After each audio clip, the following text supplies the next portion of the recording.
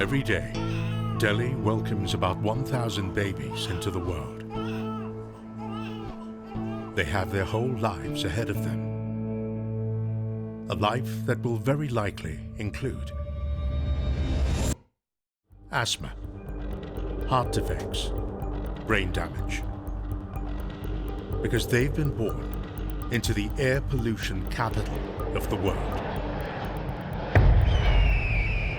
Exposure to air pollution is one of the commonest causes of death in children under 5 years of age. In November 2019, Delhi's air becomes especially toxic. You're literally waking up, getting out of your house, going through a gas chamber. Planes are diverted, schools are shut down. Local officials declare a public health emergency. The government urges people to stay indoors.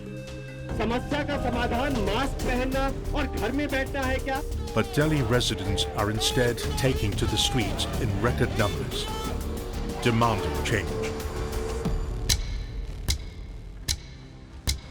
Can Delhi turn things around? Undercover Asia investigates the battle to prevent another apocalypse.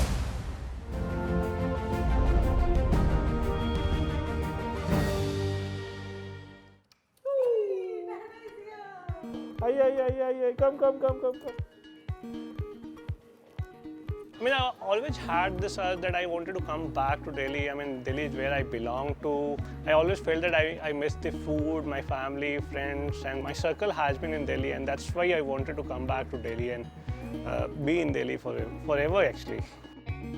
April 2018, Verbif Wadhan and his wife Nishu moved from Hyderabad into their new home in Delhi, India's capital city.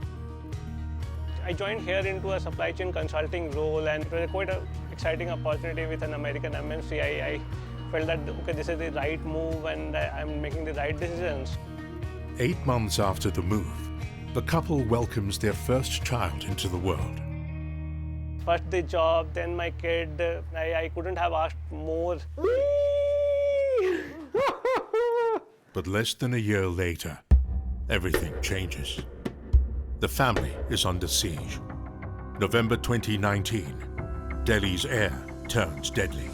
I couldn't take out my kid outside of my home. He was almost under a house arrest. It was really very difficult seeing him. He was not able to sleep properly. Around 10 or 20 times we used to wake up. Then during the daytime also, if I cannot take him outside, not even in the balcony. So he used to be very cranky because he wants to see outside. A toxic smog descends on Delhi. It becomes the most polluted major city in the world. Delhi's air is officially declared hazardous, and it stays that way for 9 days.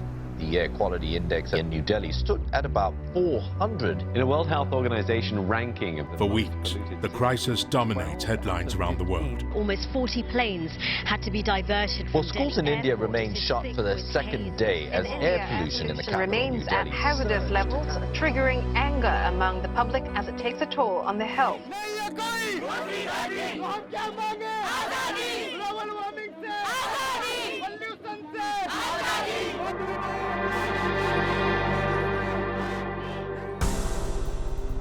The Environment Pollution Control Authority in Delhi declares a public health emergency, advising people in the nation's capital to minimize exposure to the pollution by staying indoors. But many of Delhi's residents brave the poisonous air to make their voices heard. Young and old, they take to the streets in unprecedented numbers to demand action by the authorities to clean up Delhi's air. One of the demonstrators is 16-year-old Aditya Dubey, a green warrior since 2016. Aditya has been campaigning for a healthier environment with his Plant a Million Trees initiative. Now, he's on a more personal crusade.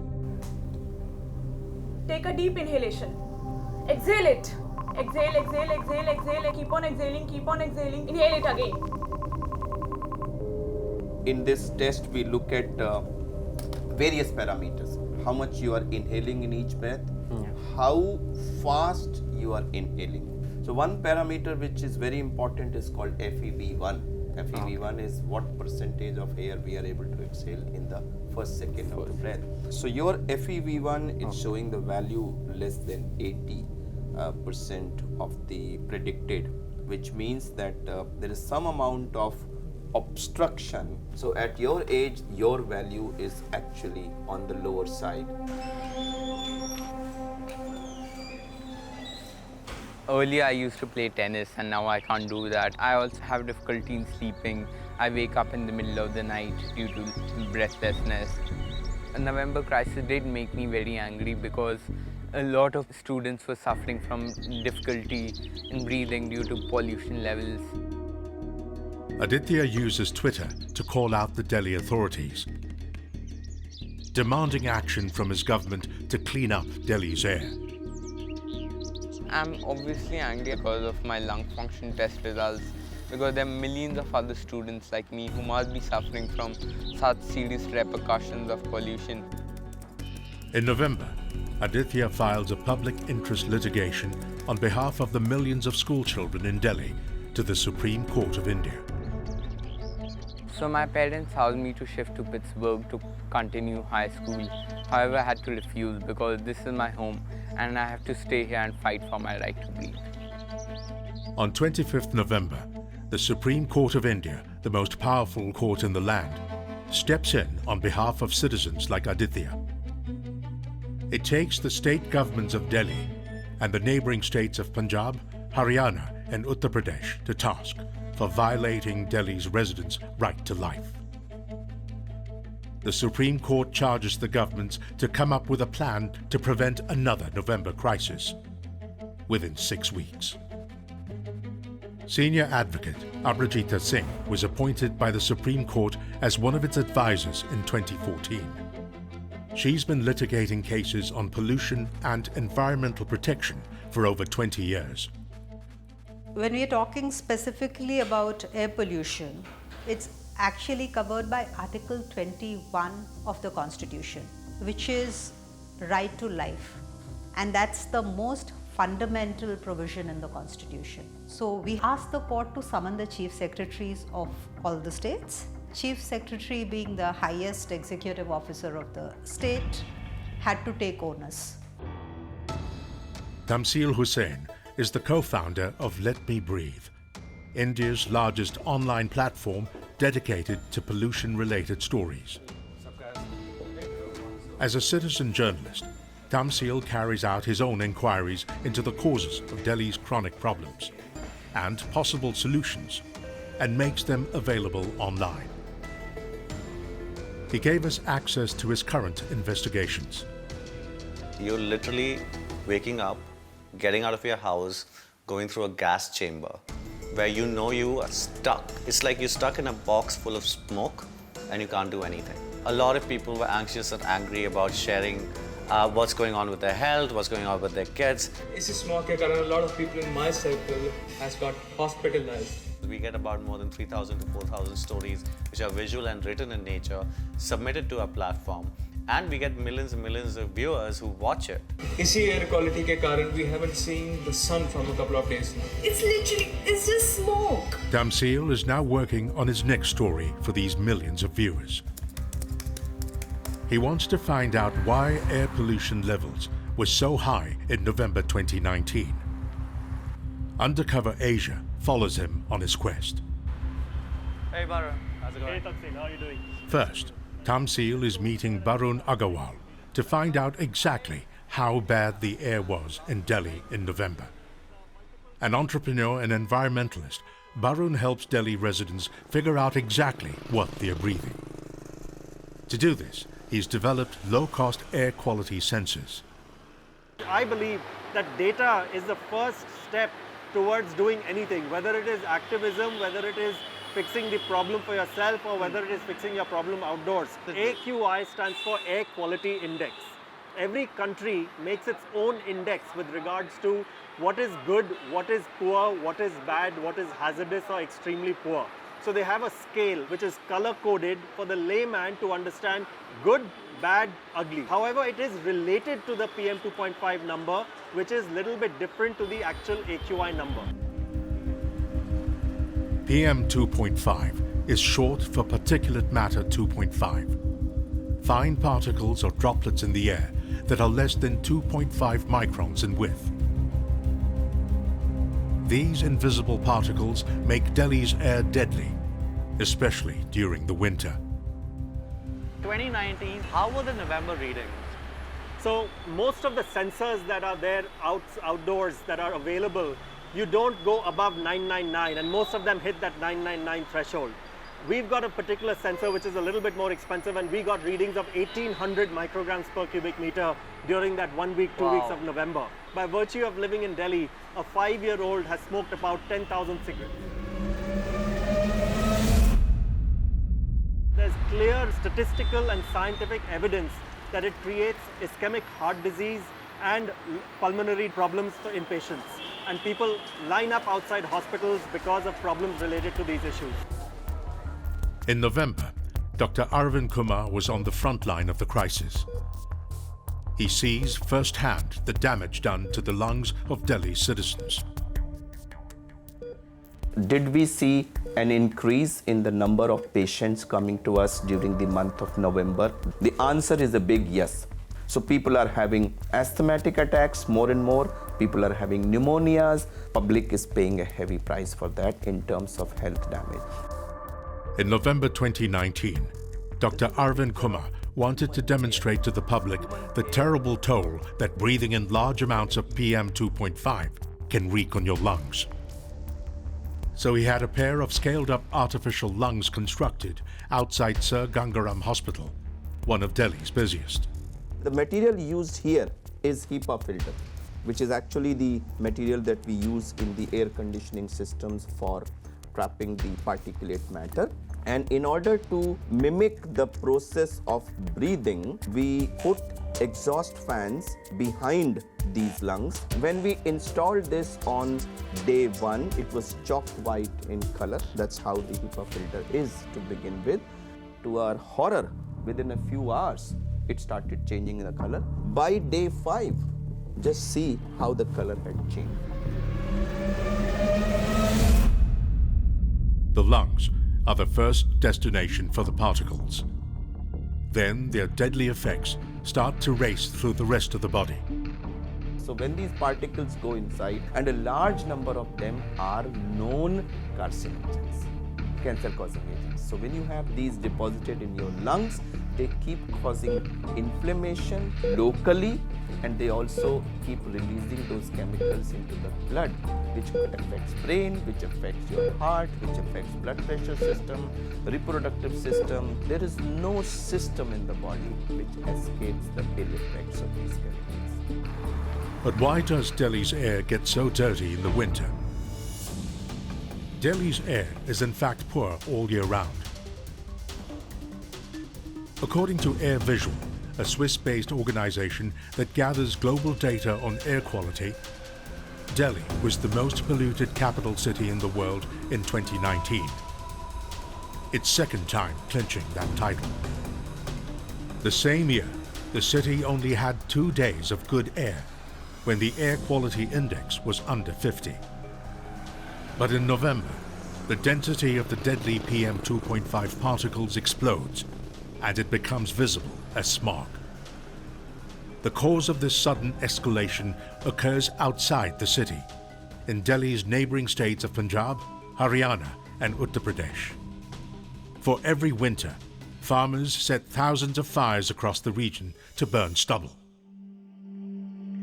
Delhi has already got its own pollution sources, but that stubble burning sort of tips us over and takes us from bad air to extremely bad air, toxic air. But 5 years ago, stubble burning was banned. Officially, it is illegal. We were expecting the number of stubble burnings to go down, and actually it went up. Why do farmers continue to burn their stubble and flout the law? And can they be stopped?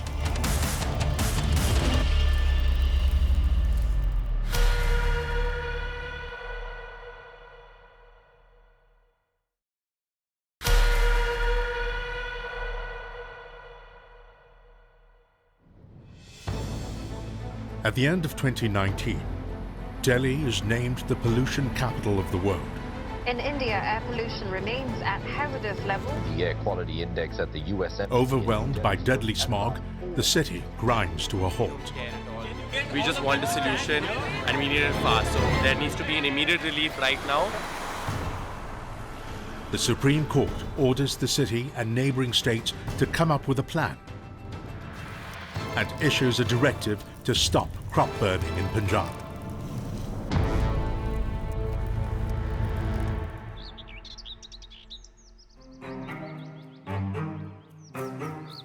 Some 300 kilometres away from the capital, farmer Sukhvinder Singh is destroying rice paddy straw left over from his harvest.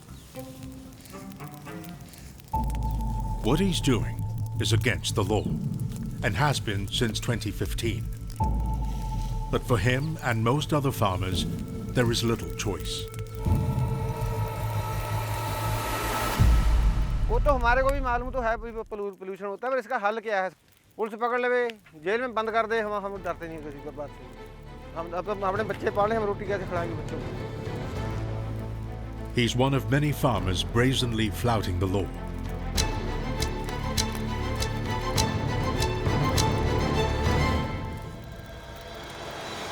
Every winter, more than 2 million farmers like Sukhvinder in the states around Delhi burn about 23 million tons of paddy straw on over 80,000 square kilometers of land. That's the size of a small country like Austria. For years, NASA's satellites have tracked crop burning in Punjab. They pass over the region twice a day and reveal how smoke from the fires soon covers a huge region, which includes Delhi.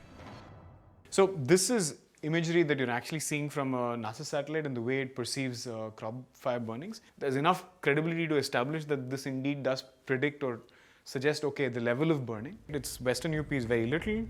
Karthik Ganesan analyzes the data on stubble burning and makes reports based on it. These fires can contribute up to 40% of the air pollution in Delhi during winter.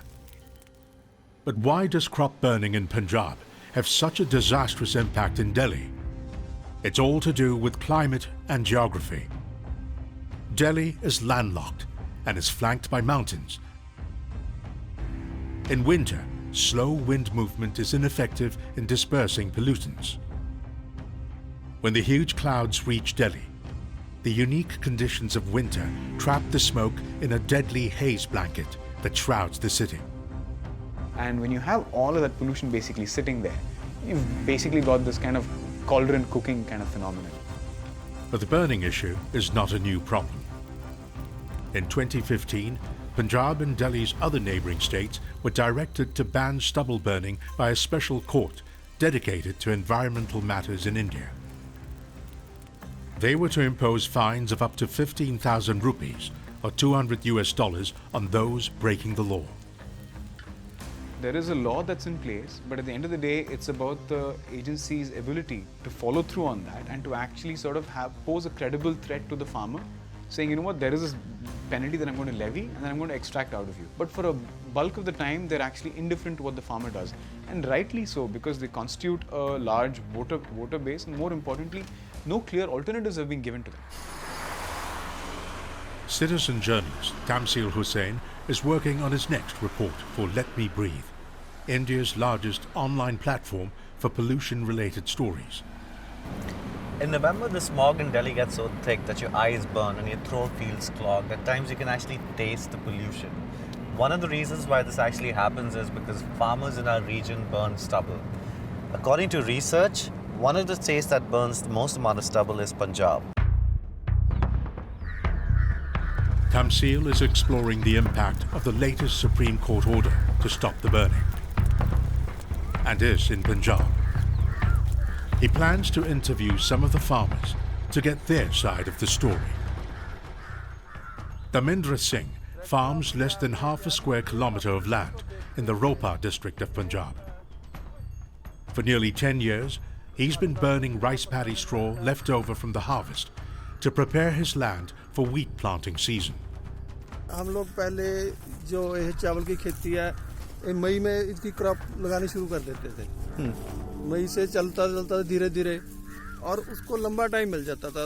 अब 2009 से government ने हमारे पे एक law लगा दिया, आप लोग 15 जून से पहला चोना नहीं लगा सकते, और एकदम सारी फसल लग गई, एकदम उसकी कटाई शुरू होगी और कणक और चावल में जो डिफरेंस है कटाई या बुआई का वो कम हो गया। उसको कॉमन मेड़ने के लिए सारी पराली एकदम आग लगानी पड़ती है, जल्दी से जल्दी खेत खाली होता, अगली बीट क्रॉप इस बार बिजाई हो सके। Farmers in Punjab grow both rice and wheat. A decade earlier, farmers planted rice in the summer month of May. But that practice was depleting groundwater. To avoid this, the Punjab government passed a law in 2009. They pushed the planting of rice from May to June to take advantage of the monsoon rains. It worked.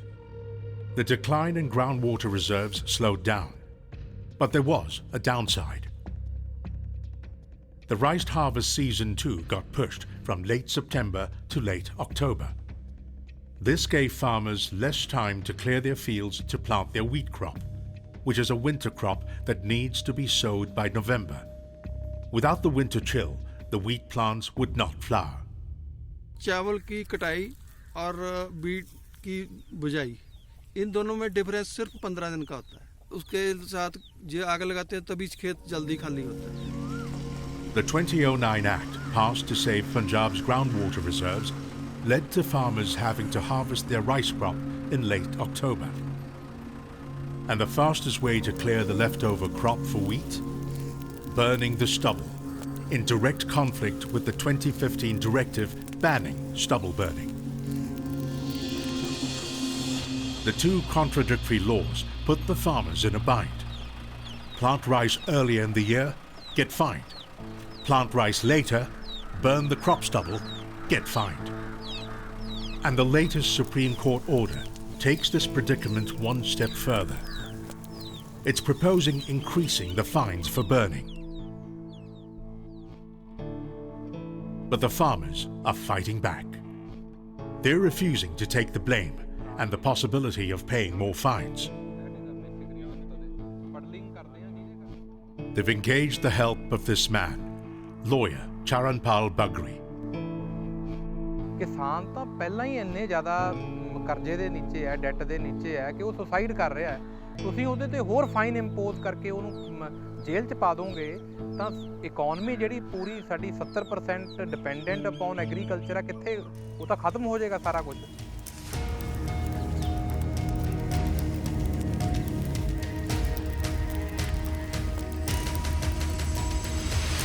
ਧਰਤੀ ਨੂੰ ਮਾਰੂਥਲ ਹੁੰਦਾ ਨਹੀਂ ਦੇਖਣਾ ਚਾਹੁੰਦੇ, ਅਸੀਂ ਚਾਹੁੰਦੇ ਆ ਕਿ ਕੋਰਟ ਸਾਡੀ ਹੈਲਪ ਕਰੇ। Bagri plans to present the farmers' side of the story to the Supreme Court. Supreme court ਦੇ ਵਿੱਚ ਨੈਕਸਟ ਹੀਅਰਿੰਗ ਹੈ, ਉਹਦੇ ਤੇ ਤੁਹਾਡਾ ਪੱਖ ਪੂਰੀ ਮਜ਼ਬੂਤੀ ਦੇ ਨਾਲ, ਪੂਰੇ ਜੋਸ਼ ਦੇ ਨਾਲ ਪ੍ਰੈਜ਼ੈਂਟ ਕੀਤਾ ਜਾਊਗਾ। He insists that any plan the local government devises to curb crop stubble burning must include solutions to the farmer's dilemma, not just penalties. ਉਹਦੀ ਟਰਾਂਸਪੋਰਟੇਸ਼ਨ ਕਾਸਟ ਦਿਓ, ਕਿਸਾਨਾਂ ਨੂੰ ਫ੍ਰੀ ਮੈਕੈਨਿਜ਼ਮ ਦਿਓ, ਜਿਹੜੇ ਸਟਬਲ ਨਾਲ ਡੀਲ ਕਰਨ ਵਾਲੇ ਕਿਸਾਨ ਨੇ। ਉਹ ਵਾਲੀ ਕੋਈ ਵੀ ਡਿਊਟੀ ਸਰਕਾਰ ਨੇ, ਸਟੇਟ ਨੇ ਪਰਫਾਰਮ ਨਹੀਂ ਕੀਤੀ।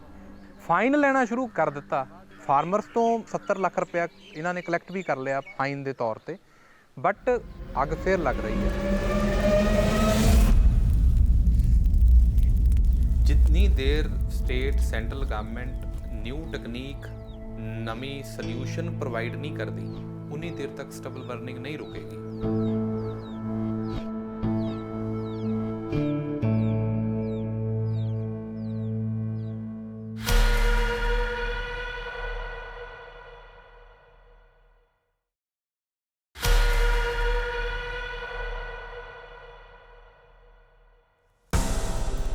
Every winter, farmers in India's Punjab burn stubble to clear their fields.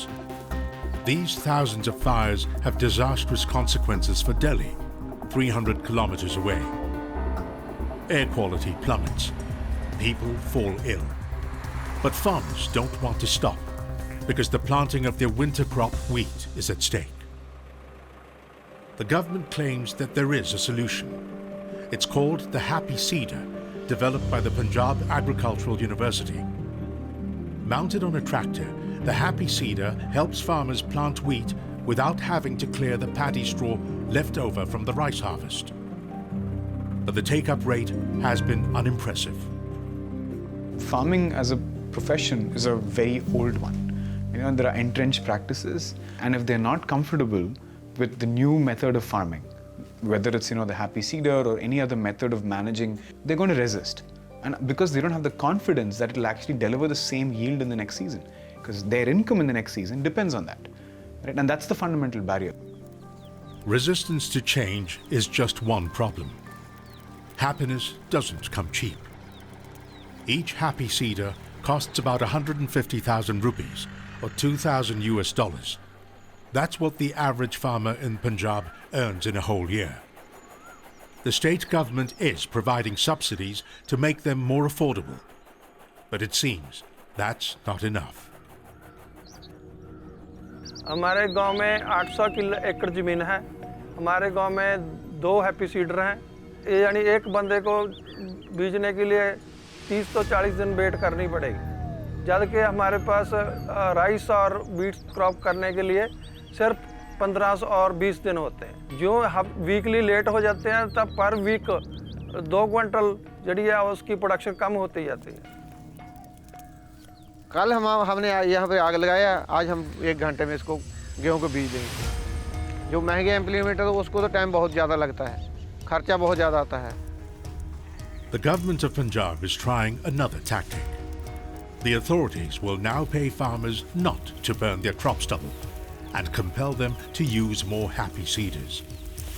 But according to the head of the Farmers Union in Rupar, Punjab, the government has been slow in making payments. Citizen journalist Tamsil Hussain is reporting on crop burning in Punjab for his website, Let Me Breathe. He's discovering for himself the scale of the problem faced by the farmers. पराली जब किसान दोबारा जलाई जाती, सबसे पहले धुआं जो लगता है किसान की आँख को लगता है, किसान के बच्चे में, किसान के गांव में लगता है, तब कहीं जाकर ऊपर आसमान से धुआं उड़ता है। हमारा मन नहीं करता कि असी पराली को जलाएं अगर सरकार सही रूप च कंपनसेशन दे दे। दिल्ली दे विच अमीर बंदे रहने हैं देश भर दे, एक एक घर में 4-4 गाड़ी रखी हुई है, एक एक बंदा उनमें बैठ कर जाता है, कितना पोल्यूशन होता है वो। इस करके जो हमको दोषी बनाया जा रहा है, अभी पोल्यूशन के दोषी नहीं होंगे। After speaking to the farmers and the farmer union leader, one thing is clear, that the farmers in Punjab are not going to stop burning stubble. Even after the Supreme Court orders, even after the state governments have been threatening them with fines and penalties, and they actually have legit reasons. What we need to do in Delhi is get our house in order and fight air pollution from within city limits. During the crop burning phase, it becomes a visible problem. And in addition, you'll have politicians in Delhi and policymakers here saying, oh, it's a problem coming from outside. So the message is kind of, accentuated. As a result, everybody feels that, oh, it's really a problem from the outside. Some people don't want to stay and find out if things will change come next winter. Many Delhi residents are skeptical that the government can prevent another lethal crisis and are making a radical decision to protect their families. Vaibhav Marvin is uprooting his family from the capital to migrate to the southern city of Hyderabad. I always felt the dust, I always felt the smog around. Even while I was driving to office, I myself was wearing a mask. And that's where this question came into my mind. Is it the life I want to give my kid? And which is where it was a joint decision for me and my wife that, okay, no, we want to look opportunities outside of Delhi. And so the pollution was a key factor which drove the decision why I want to move out. It was a tough decision to make. This is so saddening that I have to, for my child, I have to ask for clean air, or in search of clean air, I have to make drastic decisions. But we have reached to a point when clean air is probably more critical than right to speech or right to education. Now, right to clean air, it's just saddening. The Vardens may not be alone in their drastic move. According to a recent survey of over 11,000 citizens, 4 in 10 want to move out of the capital because of the toxic air. But others are choosing to stay and fight for Delhi's residents' right to breathe clean air. I don't think the Supreme Court order is going to stop the palm fires. The farmers feel scapegoated. They feel we are the reason why we breathe bad air in Delhi. Are they right? So who or what is the biggest culprit? For his next online report, Tamsil is meeting Dr. Sumit Sharma, who's been studying the particles brought in by air pollution to track down the perpetrators. The types of particles deposited on this filter paper will determine what are the types of sources contributing to air pollution problem at this place. So after taking out these filters from the monitors, we send these filter papers to our laboratories where we analyze them for their chemical characteristics. And that will determine what is the contribution of different sources towards prevailing pollution. Agricultural burning happens for just 20 to 30 days. If you take that out of equation, you're still left with the whole season of winters, which is very highly polluted, and the main contributor there is transport as a local source. Transport was contributing to almost 28% of PM 2.5. According to a 2018 study by Delhi-based think tank Centre for Science and Environment, Delhi is blighted by the worst vehicle emissions in India. Today, there are about 11 million vehicles registered in Delhi. Daily, 1,400 are added to the total, most of them private cars. For his report, Tamsil is meeting with Jasmine Shah, an advisor to the state government. He wants to know what the state plans to do to tackle the problem. We have a plan to nearly double the entire bus fleet in the course of next couple of years. It's been in the works for the last 3 years. We're also rationalizing routes scientifically using data as to where do people live and where do they want to travel. We're also working on ensuring affordability of bus and public transport, and Delhi is the first city in the world that has made its entire bus system free for travel of women. We're also planning to make it free for students. So the sum total of all this, what will ensure is that more and more people shift from private vehicles to public transport. And that's when we'll really start seeing the overall emissions from the transport sector reducing. During the winter crisis period, the Delhi government has a weapon to tackle vehicular emission, the odd-even policy. This is how it works.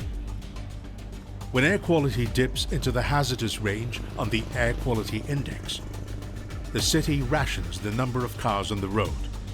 Odd numbers on one day, even numbers the next, and so on. It was first introduced in 2016 as an emergency measure. It was implemented again in November 2019 when the city declared a public health emergency. And according to official figures, it cut the number of cars on the road by 1.2 million every day. But some experts are skeptical. At one level, you're not including the two-wheelers, which are huge in numbers, right? You are giving exemption to women. And also the timing of it is only from 8 a.m. to 8 p.m. Whereas if you compare it with the Beijing scheme, that is much more stringent. The odd-even scheme is an emergency measure. On a daily basis, the Delhi government has another arrow in its quiver to reduce emissions: the Pollution Under Control Certificate. Drivers must have one of these certificates proving that their vehicle complies with emission standards. The idea is to keep older, dirtier cars off the streets. But does it work?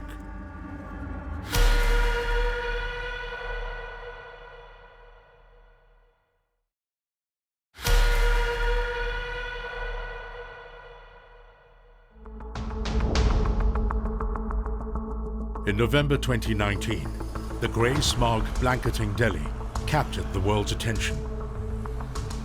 But Delhi's air is dirty year-round. Its air pollution levels are on average double what is deemed safe to breathe. And one of the big causes of the city's toxic air? emissions from the millions of vehicles that ply its roads.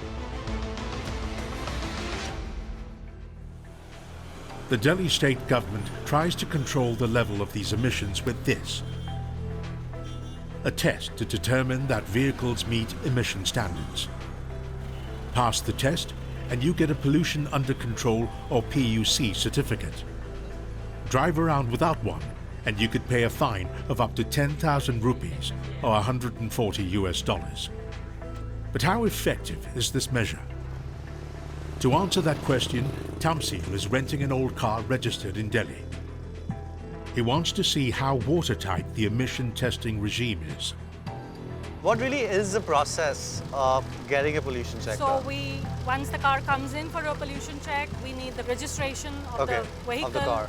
and the person's contact number. You know, we key in all that and then we connect the silencer of the car to the machine, which checks the pollution levels. Which is inside. Which is inside. So petrol and diesel cars, they have different scales on which it is measured. So what happens if my car is rejected? What happens if So it's if it is rejected, we send you back. You have to get your car repaired or checked for the... Like from the service Yeah, station? from the service center, and then after 4 hours, you can get it checked again. And if it is rectified, if it is a pass, then you get a pass. So in Delhi, I know that it's difficult to get my failed certificate passed. It is not only difficult, it is next to impossible. Because Delhi, the rules are very strict and all of us follow them. Tamsil decides to test the validity of that claim.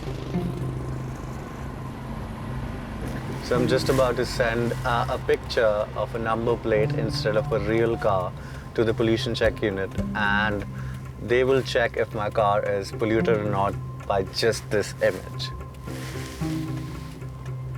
Right now, as you can see, like the driver is standing there at the pollution check unit, who has received the image of the number plate that I've sent him on his mobile phone via WhatsApp, and he will be showing it to the pollution check unit and checking if he can actually get a pollution check done without actually driving the car there.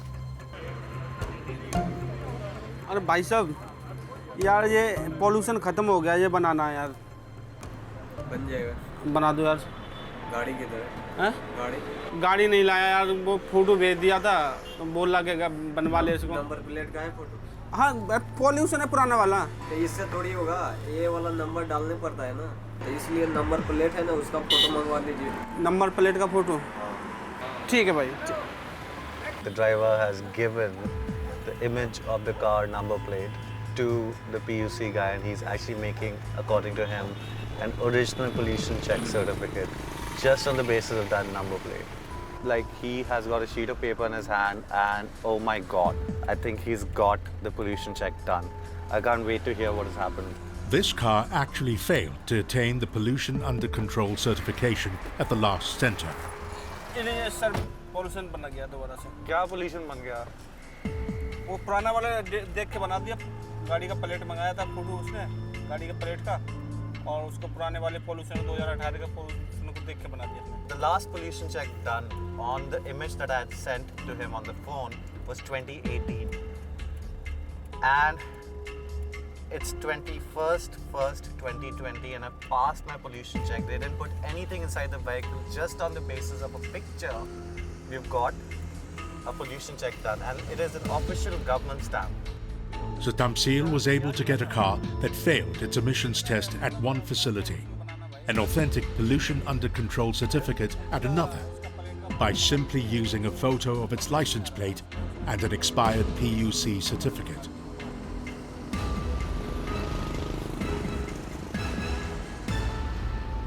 I got a chance to get a pollution certificate, right, for which I did not really show up in my car. I literally took a picture and gave it to the person, paid him the same amount, and got a pollution check done, which is completely legit. I'm not at all surprised because we have done the audit and assessment of the PUC system a few years ago, and that was done under the direction of the Supreme Court.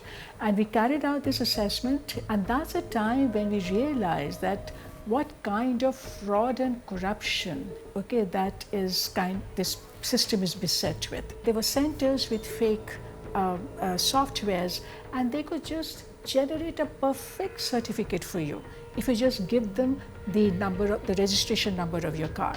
Delhi has about more than 900, close to 1,000 PUC centers in this city, but the transport department has just a handful of inspectors, so 7 to 8 to look after them, to ensure that whether their machines are calibrated, whether they've got authentic certificate, whether they are doing their proper tests. As a consequence of this failure to enforce certification, these schemes have so far had little impact on vehicle emissions in Delhi. But the government has an even more ambitious scheme to curb the impact of the motor car: to go electric. In 2019, the authorities passed the EV or electric vehicle policy to subsidize electric vehicles in the city. We are very confident that Delhi, within maybe 2 to 3 years, it will emerge as one of the top most electric vehicle cities in the world. Our overall plan is to ensure that in 5 years' time, which is by 2025, 1 out of every new vehicle sold in Delhi is an electric vehicle. I am not interested in your give me time-bound problem. But there's an ever more intractable problem. These schemes, including electrification, will only impact vehicles registered inside the city, and a large percentage of air pollution spews out of these. Trucks and buses running on diesel fuel that pour into the city from outside its borders and beyond the reach of its laws and regulations. Bure Lal is the Supreme Court's man on the ground when it comes to anti-pollution action. That bus stop is functioning properly? He's the chairman of the Environmental Pollution Control Authority, an independent body mandated by the Supreme Court to combat pollution in the capital city. One of his many jobs? Enforce emergency measures on the ground when air pollution in Delhi becomes severely bad. Coordinating with multiple enforcing agencies who play a role in the battle against bad air is challenging enough. But his biggest enemy? Officials who don't share his passion. Implementation is the watchword, and it is a difficult thing. Indifference at times on the part of enforcing agencies, even they are not convinced what they should do and what they are doing. Giving order is one thing, ensuring that it is implemented is altogether different. In trying to get to the root of Delhi's dirty air, a theme emerges: a lack of enforcement and implementation of existing laws and policies. Many activists like Tamsil pinned their hopes on the Supreme Court order. It orders Delhi and neighbouring states to come up with a plan to clean up Delhi's air. This year, the court was justifiably really angry at the fact that in spite of all its efforts, in spite of all the attention and the time that has been given, in November, the air was so foul, that all of us really almost felt, what are we doing? And I think the court reflected that sense of frustration, anger, and of course determination that we need to clean this up, that this is not acceptable, that the people of Delhi deserve better. Today is the day of reckoning for the state authorities. The day when the chief secretaries, as the highest-ranking civil servants of Delhi, Punjab, Haryana and Uttar Pradesh, present their plans of action to the court. And Tamsil Hussein's here to find out just how they're going to clean up Delhi's air. But it's a no-show. The chief secretaries of Delhi, Punjab, Haryana and Uttar Pradesh are nowhere to be seen.